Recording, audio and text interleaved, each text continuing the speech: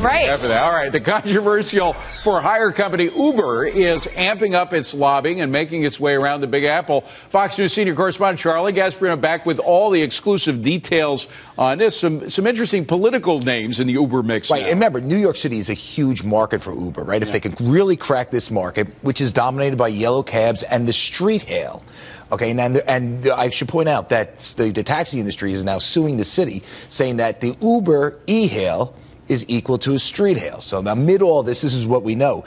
Uber's chief advisor, political advisor, David Plouffe, you know that name? From Obama administration. Yes, met with both Mayor de Blasio and Governor Cuomo on Monday. So he's meeting with them. They're ramping up their lobbying pressure. And we should point out that city officials will not comment on what went down, won't comment, and neither will state officials on exactly what was discussed, but they will confirm that these meetings took place. And, you know, this comes as Uber, as I said, is coming under tremendous pressure from the taxi industry in this city, essentially to limit its use of the Uber app that is essentially a street hail. Right? And the taxis, we should mention, had tremendous political pull in the past. They had all kinds of connections with City Hall, but apparently less so than Uber at this point. We should point out that the taxi industry was, regulated heavily by City Hall. City Hall sort of sets the prices on what is on a medallion, which used to be, by the way, the value of the medallion has come down tremendously since Uber.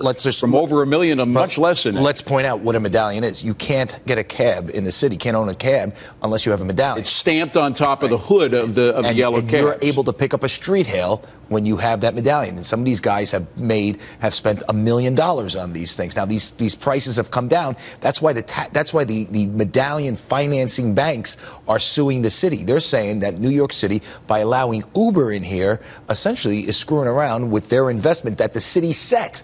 Do you see what I'm saying? Right. It's an interesting case. This is going to go forward, but we do know this. Uber ramping up the political pressure on New York City, New York State. Uber's David Plouffe, key political guy in the Obama administration, and he's Uber's chief strategist, met yesterday with both Cuomo and de Blasio.